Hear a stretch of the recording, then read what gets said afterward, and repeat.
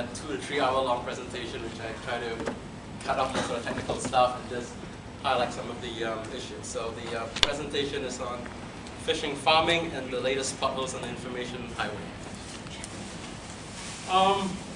The agenda today, we're going to talk a little bit about malware, what they are, what's in that domain, what are the latest potholes, spyware, phishing, pharming, what are the industry approach to solving some of these problems, and some recommendations. Then we'll close up with some Q&A. So, what is malware? Malware is short for malicious software. So it's basically software designed to damage or disrupt a system. So basically any harmful software would be called a malware. And I'm sure most of you are familiar with the traditional types of malware. The viruses, worms, Trojan horses, these have been around since the beginning of time. Internet users. So, the differences are the virus is attached to a program, you need a human interaction, you need to click on something, you need to do something for it to spread. A worm is a subset of a virus that needs no human interaction. They can tunnel, they can spread by themselves. And Trojan horses comes in the guise of a legitimate software. You might think it's a free software, you use it, it appears to be doing something useful, but it could be doing something harmful in the back end. So these are the traditional sources. And in recent years, we have a new breed of malware known as spyware, which is a bigger deal because it involves a lot of ways for them to steal your identity. We'll talk a little bit about identity theft. I think that's in your assignment. And what it means to lose your identity and how people go about doing it. So phishing and pharming would be the most common ways this work. The others would be adware, keyloggers, dialers, backdoors, and downloads. So what is spyware? It's a software that covertly gathers information on your activity through your internet connection, and without your knowledge, ship it off to somebody else. So, keyword is you do not know it's happening. That's a spyware. It's capturing your information and sending it off. So, what is an adware? Adware is a commercial spyware. You get tons of this on your browsers. When you go visit a website, you get lots of cookies. A lot of cookies are adware. They do capture your browsing, I would say, pattern, and they try to target advertisement at you. That was the original. So it's usually created for advertising and marketing, but without knowing what they're actually sending, they could be capturing much more than just your browsing patterns. So it's pretty scary because most developers would claim they're not malicious, but you never know unless you really look into the details of what they're sending. So how does it work? It's when you have pop-ups. In fact, now most of the time when you visit any website these days, a lot of them do use cookies. They capture some of your information and store it somewhere. So some of them do install some stuff. You got to be very careful. Some of them monitor your keystrokes. Some scans the files on your hard disk. Some snoops to your other programs. Install yet more programs. Read your cookies or change the default. I mean, I'm sure some of you have encountered some of these where you go to a website and your home page seems to change. Especially with older browsers or browsers which you have not patched up to the latest security patches. So what they do is they keep constantly sending information back to advertisers and marketers so they can target advertisement. So what are concerns about spyware? Why is it so, I would say, dangerous? First and foremost, there's the ethics and privacy. Is it right for them to get your information if you didn't explicitly give them permission to? So things like that to consider. I mean, it's not so common here in Singapore. You get your IC number is used for everything. So it's not much, but like in the US, your social security is a big deal because with that you can open bank accounts, get loans, and you can get lots of stuff with it. I think that's becoming more common here. So a lot of people are more afraid in countries where the, I would say the national identity system is not as easily managed, given the size. It's not unlike Singapore, so it's a big deal there. Bandwidth. It's on low bandwidth. Imagine that part of your bandwidth is used to send information that you don't want to send in the first place. So that's our concerns. It's crashes, things run, they're not, most of these applications are obviously not tested, not certified. They could actually crash your system. License agreement, most of the time when you install software you get a EULA, the end user licensing agreement. How many people actually read the whole thing? A lot of the times they actually do tell you that installing something, so they are like, they're covering themselves and saying, we did tell you, but people do not actually read them. But they're usually, hidden in one of the fine texts. And a lot of adware producers, people who create adware also create the anti-spyware tools. So they're in the market to sell you stuff to make more money. So in actual fact, a lot of the anti-spyware tools in the market are spyware tools themselves. So you can be very careful what you actually use to clean your spyware. So, getting spyware is easy. This is really, really true. Do you guys protect your computers with things like AdAware or SpyBot and stuff? If you run it periodically, you can see that the amount of spyware that's accumulated in your computer. Just within a day, you can tell, just by browsing, you get lots and lots of these things up there. So that's a lot of ways you can get it. Drive-by installations, spoof certificates, I got to talk about that. Social engineering, people try to get information from you. Web exploits, code that's not been patched if you haven't installed all the security patches. And bundles, especially P2P software. You have your Kazaa, you have LimeWire. Most of them would tell you no spyware. If you go to a Kazaa website, they tell you no spyware. That's usually untrue. There is spyware hidden in there somewhere. That's basically how they work. And it's very hard to trap it because it is a P2P network. There is a lot of chatter going on, a lot of communications going back and forth. So ways to get it, some games, some smiley, even some legitimate, like there was a batch of iPod with a virus in there, just because there's someone along the manufacturing chain decided to put something in. So you got to be very careful, even if it's a legitimate product, because it's anywhere along the chain. If someone touched the product, they could insert something in. Yeah, careful with the last one. Anti-spyware, like I said, most anti-spywares are spyware. The more malicious ones were keyloggers. These are applications where they actually capture what you type, send it back so someone could reconstruct what you actually did. So if you type a URL to the back, you type a username, you type a password, they can reconstruct it. It's like the old-fashioned way of someone taking the old typewriter ribbon and putting back the characters. I'm not sure how many of you actually use a typewriter. But that's the same thing. That's why in the past, where discarding a typewriter ribbon was a very secure, you have to be very secure because people can reconstruct every single character. That never occurred to me in all the decades. Typewriter. It is. If you look at most old offices, they have a secure bin to put it in. Never knew that. So it's the same thing. These are the same thing people can reconstruct from your logs. Well, it depends on the industry. If you're in a bank and financial firms, obviously the concerns are higher. Dollars are less in use today. These were more prevalent in days of modern usage, where they used to dial long distance number and bring up your telephone charges. With broadband, this is less of a problem. Although some programs do detect if you have a modem and try to dial out, so you got to be careful. Backdoors, most famous one is about 6-7 years ago is Back Orifice.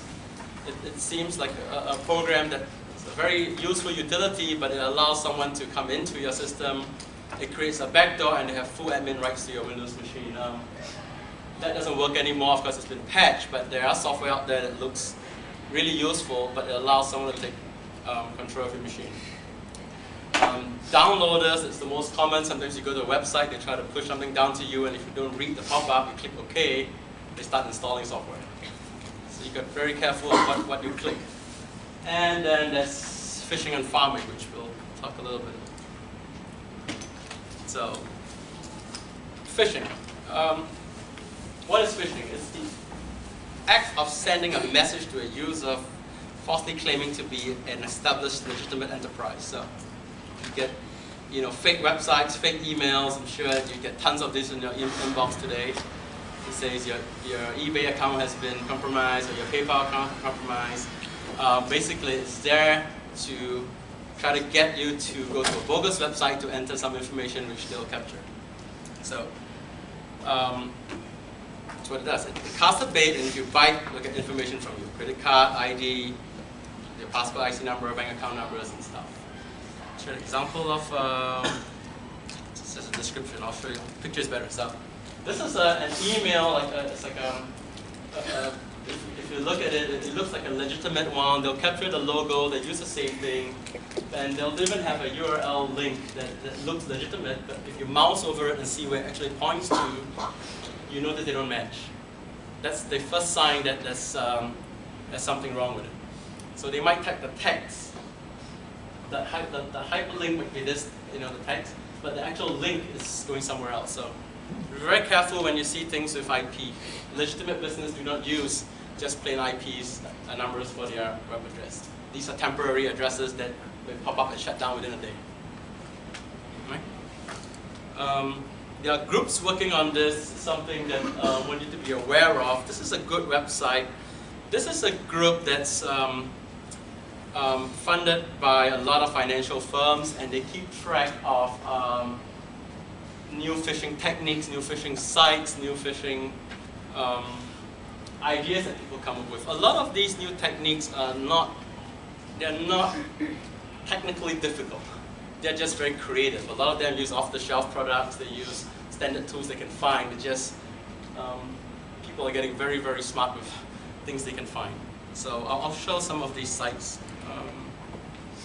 Actually, I should just go. Like I said, so this is the actual site. It's you can see the sponsors. They're mainly financial firms that sponsor it. And what they do is, if you look at this cluster, they actually do. This is some of the things that they do. There are ways to capture, trying to isolate this phishing file. So this is, as a security professional, some of the things we do. We capture where they come from, what servers, what routers, and what IPs they're using to try to pinpoint where the scam is coming from. So this goes on daily. It's a lot of work to trace this because these people set up websites up and down within 24 hours. They hardly stay around for more than 24 hours. So it's really hard to chase them down. So it's a 24-hour business to monitor these things. Right? So it's a lot of things going on in the back. This is a captured GIF, by the way. It's in September of last year. There's another good website that you should be aware of. It's called Miller Smiles. This is I'll say a free service. It's a website dedicated to anti-phishing. So you can see it's very up to date. This is just all the latest phishing sites that people reported, Capital One, and not only that, they actually capture an image of the scam and show you what it looks like, the URL, the email, the comments, and you notice that it came from Taiwan. We trace it down to a site in Taiwan, and it asks you for this, and this is a sample of the email which you get. It looks very legitimate, and this is a great site because there's a very active community that captures all this scam almost real time within the day, and they post it up there, and you can check again what they're capturing, what it looks like. So it's I find it very useful if you're not sure. Check out the latest scams here because, like I said, most of these scams do not operate more than a 24-hour period. So it's good to find out if you're unsure. Check what's happening. These are in the last 2 days. This huge amount, and it's good that there's a whole community behind that's trying to capture this to keep you aware of what's going on and make sure that you don't get your security don't get compromised.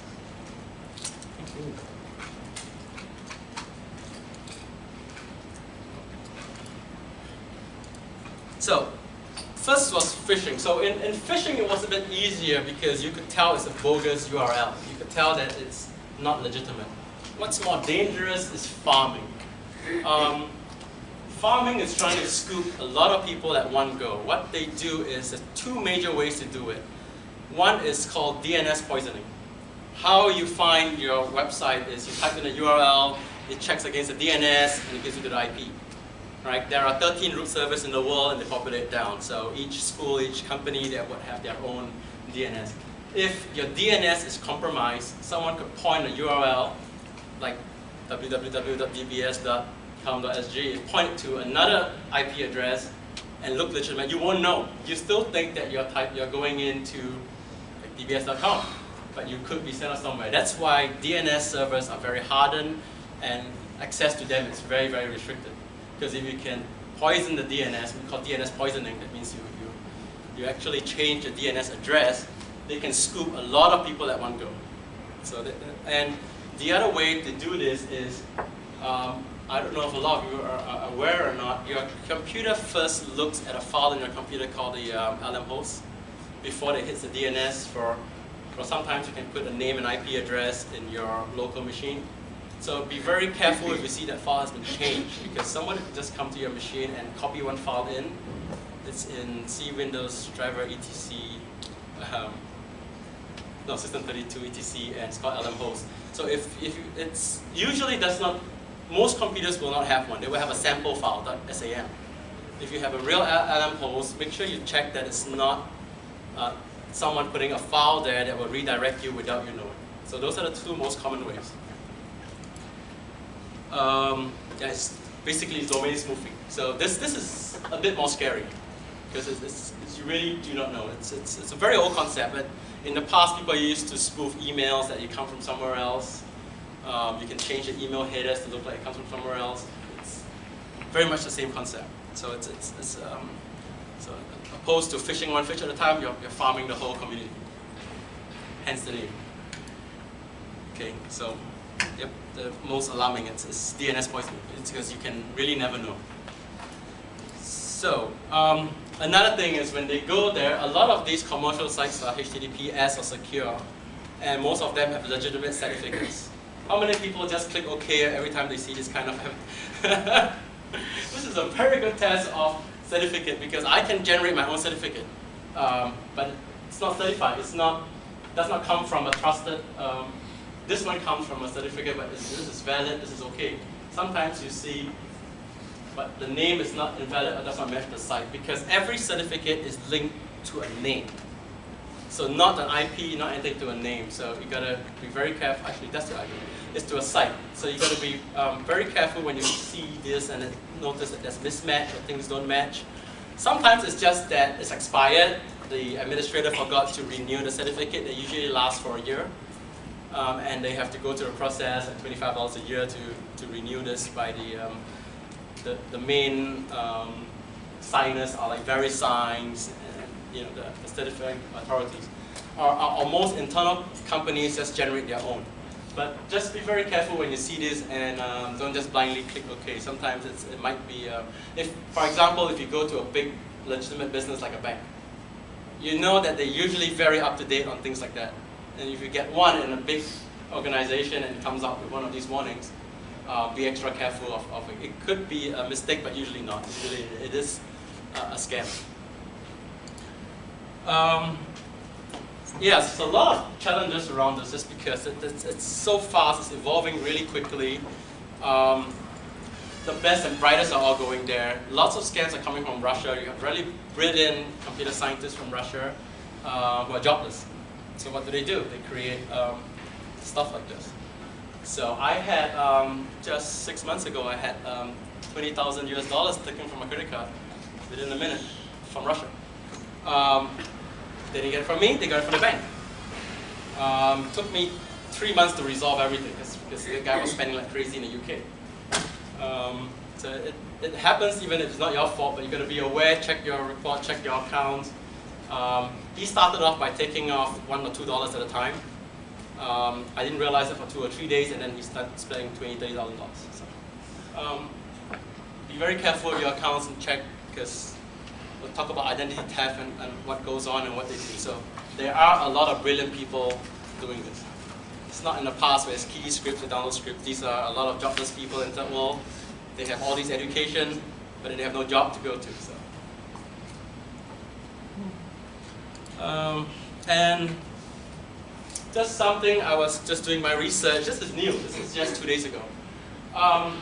Your IMs, your emoticons, a lot of them are actually spywares in there. And this is the latest development. This is like being caught in an underworld turf war. These two guys are writing this Storm Trojan, which looks like a emoticon. You type LOL, something comes up. And what is scary is that with this, he has remote control because your IM tool is two ways. He can actually come in and change the address where he pulls malware from. At this point, it's not that malicious to you. They're doing a denial of service attack distributed where he's attacking another malware writer. So you are caught as an innocent bystander in a gangland turf war.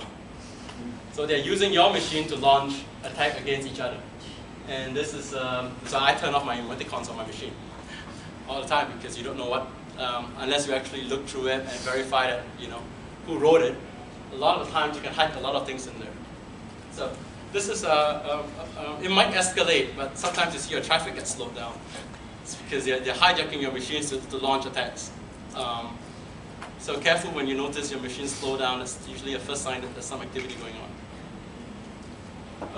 So check it out, go to Computer World, can read about it. This is this week's issue. It's very new. So, marketplace. Many providers started to offer products. So you can see a lot more Systematic and Zone Alarm and all these vendors are starting to sell products that will check phishing, pharming, they will check spyware, but be careful, a lot of them do install things on it. It's still like the Wild West, there's no clear winners. In fact, there's no one single product that cleans even all the adwares. So I run a combination of like 3 or 4 just to clean it up. So you have adware, you have spybot, you have CCleaner. You probably have to run all of the above to rid most of it. There's no one product that does it all at this point. So good thing is they're still free. Don't know when to start charging, and make sure that you keep up to date because a lot of them are still signature based, where you still have to keep updating, and the updates are getting more and more frequent. What we're seeing today is the antivirus sometimes get updated 2 or 3 times a day. I have a day where I had 3 updates in a day. It's because the viruses are coming out so fast. It's crazy. Some things are doing desktop agents. This is, for example, using spybot and stuff where you put on your own, just because it's by time if you go through a centralized and push it out, it's already infected. So they let people manage on their own to pull down servers. Desktop antivirus. Yep. URL filtering, gateways, make sure that they block non-legitimate sites, using proxies to filter some stuff. So these are some of the ways that companies are doing. More details there later. So what the industry is doing is still self-defense. Use your common sense. Make sure you don't give up things, and when you give out information, just ask yourself, do they really need to know? If someone asks you for a bank account number and a website, do they really need to know? So, sometimes there are sites that just collect too much information. It's up to you to write back to them and say, you don't need this. Why are you getting it? Very difficult to check phishing. Like I said, these websites pop up and down within 24-hour period. It's really, really very hard to detect. So, and like I said, extensive forensic, like I'll show you what we've been doing to capture and isolate them. It's a very fast-moving process. You've got to keep monitoring full time. It's like an air traffic controller. You've got to really look at it, and in a blink, things can happen. So it's a lot of people working around to pinpoint. So law enforcement has a lot of these tools. They do, especially here, it's much easier to find because your IPs are limited. The country is small. You set up a phishing site here, I think you can be tracked down fairly quickly here. So you notice most of them are in countries where the law is more lax. In Russia, in South Korea is a big problem today because you have a lot of very talented kids with nothing to do. South Korea is one of the big areas now. Taiwan used to be not so much. Russia, Eastern Europe, very big.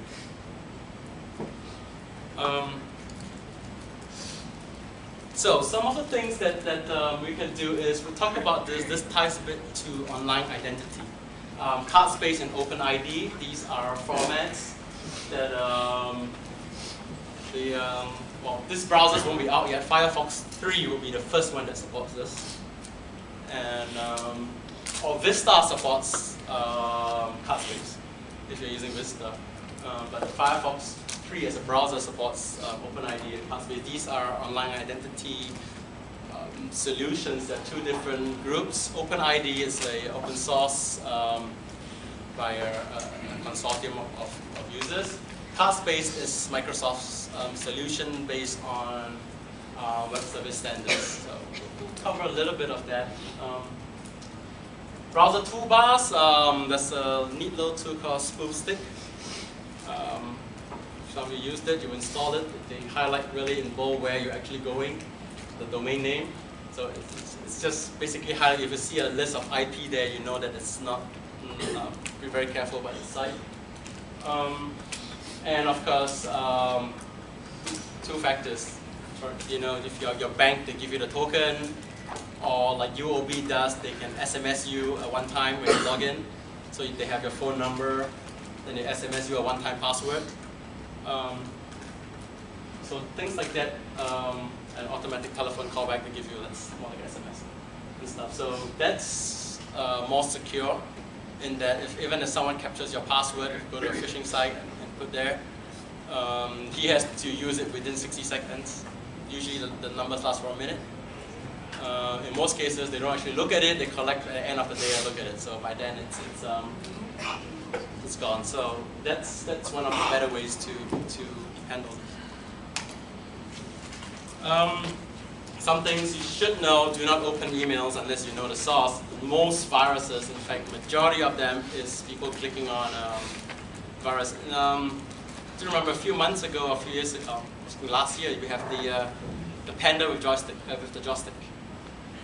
It's a cute picture of a panda with holding 3 joysticks, and it's a virus sent out by China. In fact, the people clicked on it because it was cute, and it actually took the machine. In fact, the 3 guys who wrote it are just being prosecuted in China today. In fact, this week they're in court. And they're very young, 24, 25, and they claim they were born.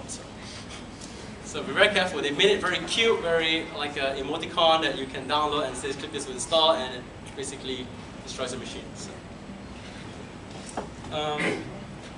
Emails from unknown sources, most spams, you don't know them, just be careful. Hyperlinks, one of the best ways is instead of clicking links, is to actually type in the address in your browser. Because most times you can have it appear as something and have the hyperlink as something else. So for safety, it's usually better just to type in a full. I know it's troublesome, but sometimes it's all cut and paste. It's better than clicking on a link because sometimes you really do not know what's in the link. Yeah, and websites telling you, mails telling you to go to a website and stuff. Careful. Software.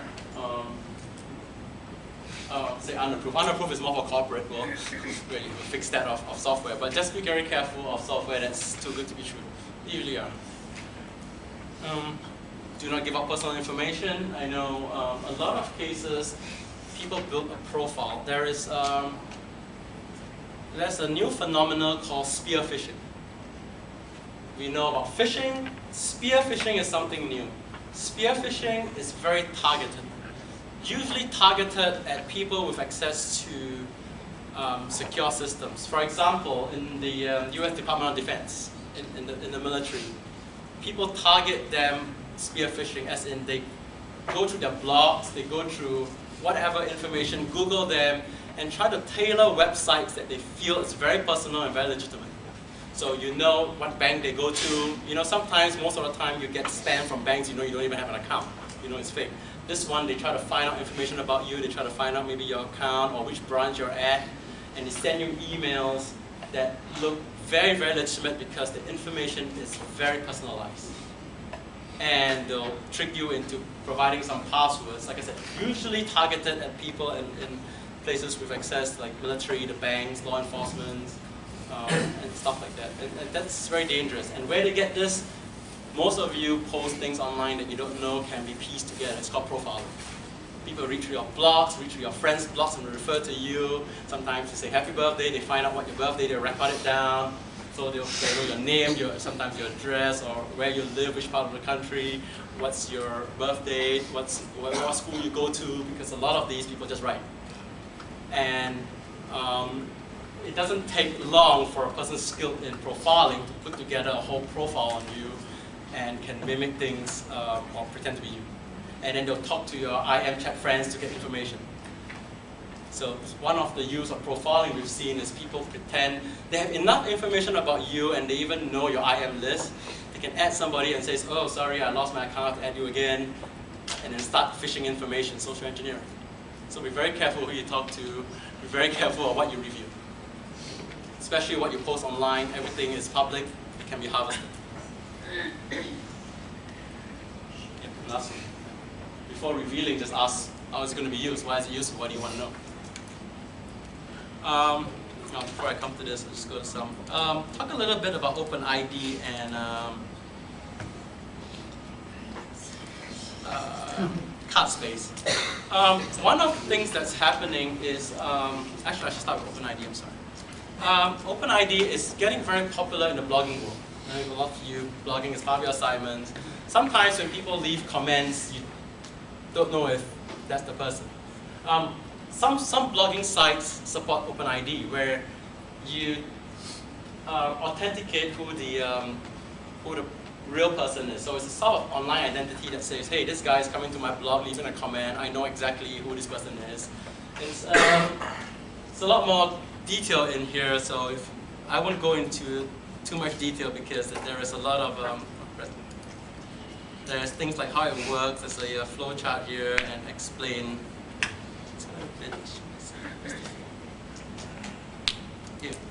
Things like that, basically how the whole process works and stuff. If you want more information, it's openid.net. OpenID is one of the I would say methods used to counter phishing and pharming, but there are ways that people have found to compromise this. So, as technology moves, criminals work faster. There are still some issues to be fixed with that.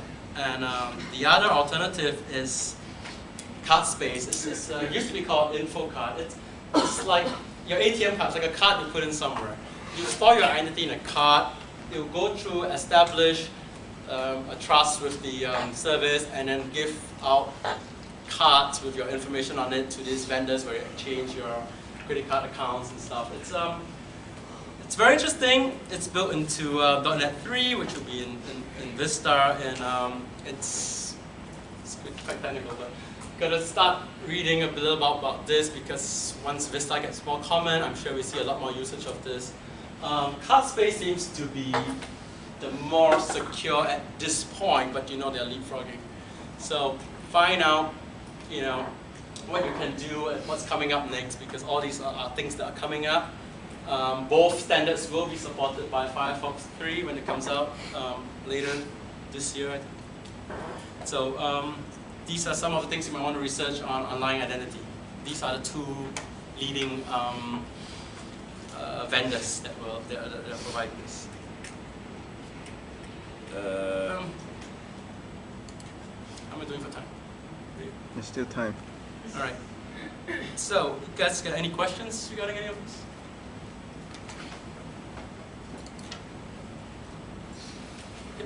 I have two questions. First of all, when should I burn my computer? Because this sounds so... No, I'm just throw it out the window. No. Secondly, that someone will harvest your hard drive. Yeah, I'm sure. God bless them if they do.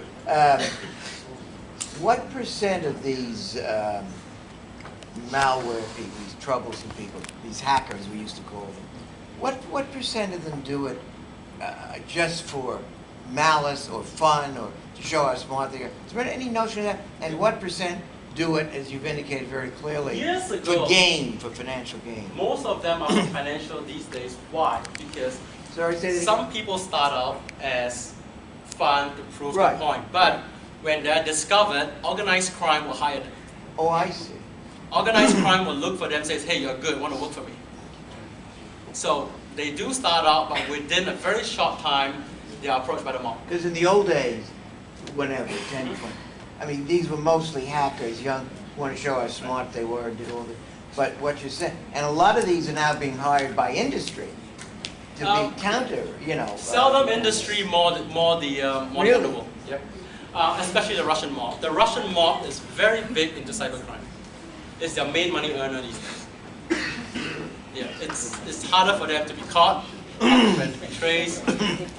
Not like in the past where extortion, gambling and stuff, where they have physical business where people can hit.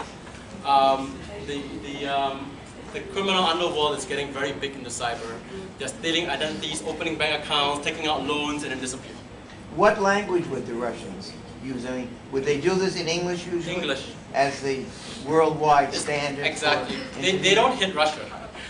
Oh. They hit Europe, they hit US. It's a lot more targeted in the US and European market. In fact, like they'll duplicate the cards and they use it in the UK and stuff. So, yeah, it's you find less and less people who do it just for the sake of Really? glory. Guess people are getting more materialistic these days. No, because when I was in London for 10 years, our IT guy at the university, every other day there would be one of these Yep. viruses. You know, they would be traced to some young man in Greece or Macedonia, or Philippines or things, just having fun, showing how smart he was. But you're saying that's now Yeah, they being might start out transformed. as that, Okay. but they'll be approached very soon. Real, that's fascinating. Yeah, so it's very big business. Cybercrime is very big business. Identity theft. So not so much a problem here yet, but still people could mimic you to create havoc, create a MySpace, account with your picture and your name. It might not be you because your picture's on your blog, your name's on your blog. People could just copy it and start a new account as you, and start, insulting people and start causing trouble, and that's not unheard of. And that's not as bad as getting your identity stolen to open a bank account. In fact, imagine someone open a bank account, take out a loan, and then disappear. And that's actually very common in the US. Because there is no photo with your social security.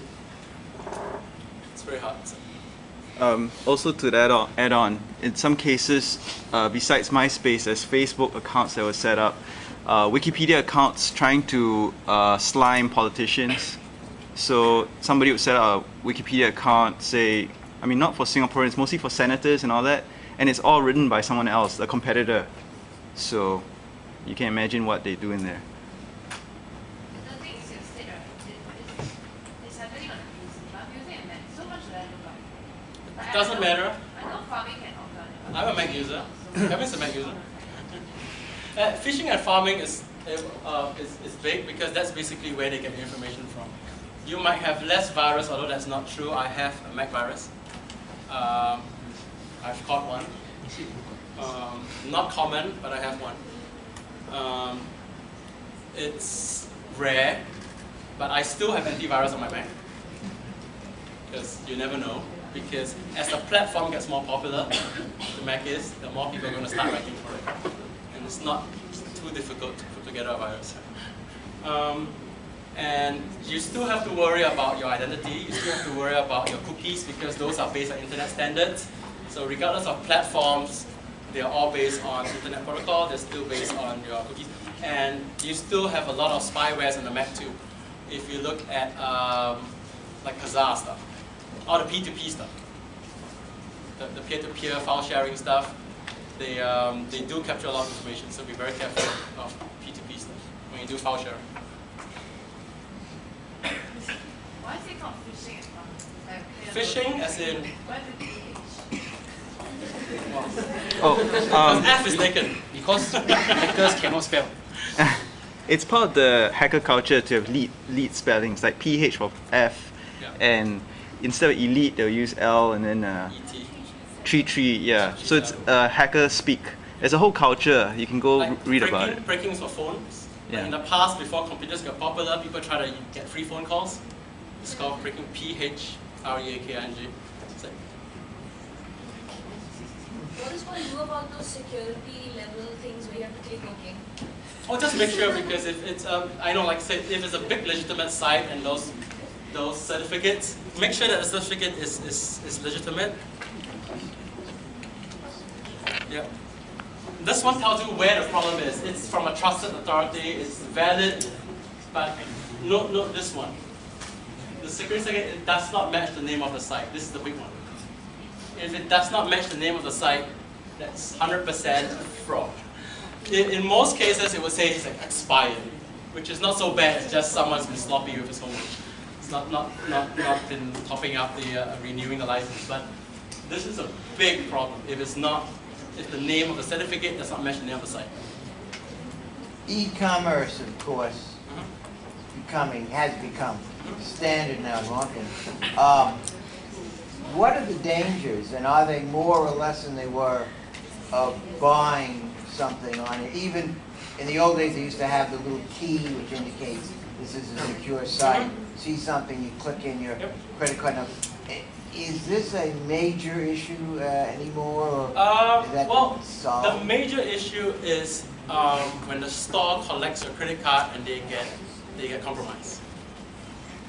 Not so much the transaction itself. Traffic over HTTPS with the key and the lock, that's secure. But what you should be using is credit card companies that provide you with a one-time use credit card number. American Express has that, I think, and some Visa banks have that, where they give you a little application on your computer, and when you click it, it generates a one-time use credit card. So to the merchant, it's still a valid credit card, but if you try to use that number again, it's not valid. So support banks that use, more than just credit card expiration date, because if that gets compromised, it's very hard. It's not so much because most banks will not go after you for the money, but it's a big hassle to cancel your card, get a new number, update your information. It's just a lot of work. But try to use cards that are, like for example, one of the best ways to do it. I have one credit card which I specifically tell the bank to limit it to just $500, and I only use that for online shopping. The major card, for everything else, I don't use. So try to do such things that, have one very limited account, so at worst case, your exposure is only $5. Good point. Thank you. So those are some ways you can handle it. Just to add on just a little bit, a lot of the banks now offer alerts, right? eBay. I'll talk about eBay. Yeah. MSN, you have an eBay alert, and if you use MSN chat, you can hook on your eBay and you have postings and stuff. Well, that proved very useful to me like a year ago. I had a pop-up that says, you have new items listed. Say, hey, I don't sell anything on eBay. And immediately I called eBay, I checked out, my account was hijacked somehow, and someone was using it to sell fake goods. But I caught it. Yeah, but I caught it within 5 minutes. But I caught it within 5 minutes, and they actually tracked the guy down. So alerts are quite useful. I know it's irritating, but within 5 minutes I got a pop-up that says, no, I don't sell stuff. I immediately got eBay on the phone. So just make sure that your account is, it pays to just take care of your account, look after your own stuff, and make sure that everything's in order. Most hackers or most people who will test it first, they'll go for small transactions so that you won't to check whether you notice. And if you don't, then they hit with the big ones. Because a lot of people don't look at their bank accounts, a lot of people don't check their credit card receipts, a lot of people don't check what's withdrawing from your account and stuff. Or even your online accounts. When was your last login? Because that's why sometimes you see when it's the last login. Because if you know the last login was earlier than the time you actually went in, somebody has been in your account. So that last login time is actually for a purpose. Yeah, there's a lot of movement to, like Singapore is setting up the wireless around the country. London is trying to establish that as well. I wanted to ask about problems with mobile phones, because a lot of new phones allow you to browse online. So what are the sort of trends that you see there I have VPN on my phone that when I connect to my company's account, I actually tunnel in. So you do have to install additional software to protect yourself. There's also new standards in Wi-Fi coming up with LEAP 802.11x. There's a lot of security standards coming up. Wi-Fi, as we know today, we know it's very insecure. But industry is definitely moving to harden it to have more like Cisco LEAP is one standard which can put on top of the 802.11 standards. So there are a lot of work going on and beefing up security there. But it's true, Wi-Fi today is definitely not very secure. So be careful when you use Wi-Fi.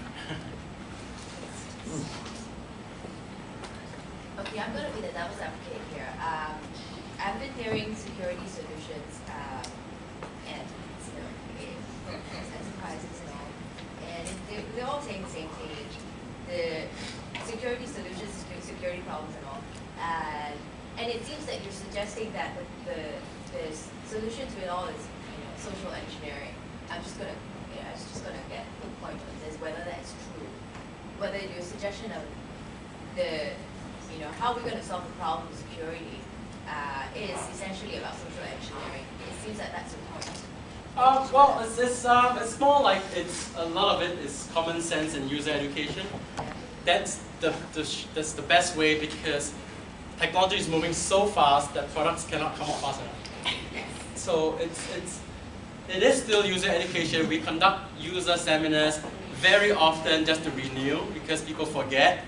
So we used to have it once a year, then we have it every 6 months, just to remind the users at work that says, don't click on this, don't click on that. Remember, because people tend to be complacent, it's so convenient to click. Just be aware.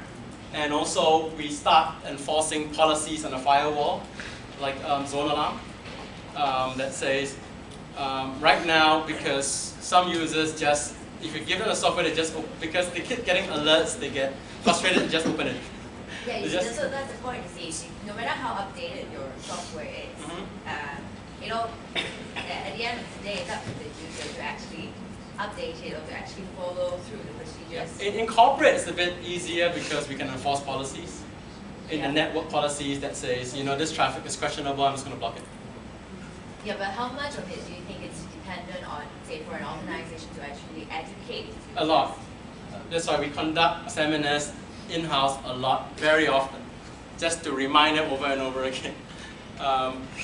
Because people do get complacent after a while and they forget, and then we have to bring out real-life experience, like your colleague got hit and stuff. In companies, there's also the problem of industrial spies, stealing trade secrets, intellectual capital. It's not just identity anymore. They do try to steal files. We've seen big, especially in the federal and in the defense industry. Those secrets are and we go even the extra steps of encrypting everything. Even if we steal it, you still need to decrypt it. So it's a lot more on there. But it's true, we still need user is the first line of defense. In fact, it's the best defense. An educated user is the best defense.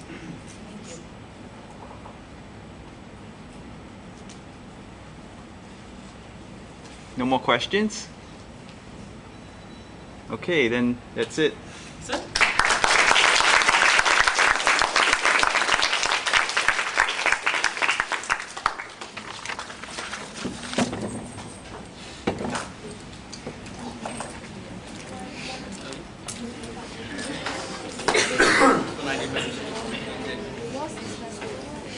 Alright, just to let you guys know, his presentation has been put up on the blog. It's over here, and you can actually download it. So, yeah, you can supplement your blog assignment with this as well. Other than that, if you guys have no more questions, then that's it. That's it. Yeah. Oh, okay. You want me to put it? It's not a presentation. It's the last presentation. Okay, if you guys have any more questions, you can also email Ian. I put his website here, and the presentation is his email address. Okay? So, alright, then have a happy Chinese New Year. And just remember, assignment's due next Friday, the blog assignment. Other than that, have a good time.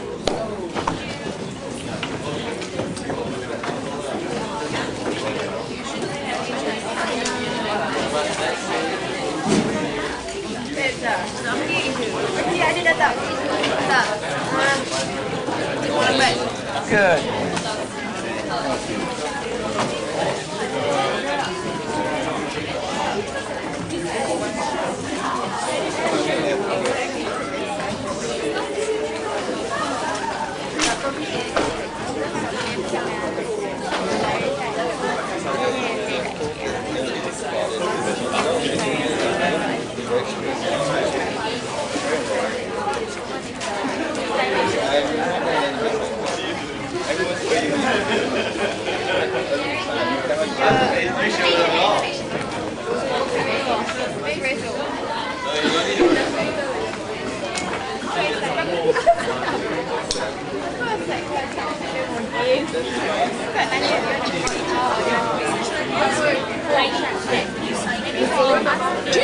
Do we need to sign the register?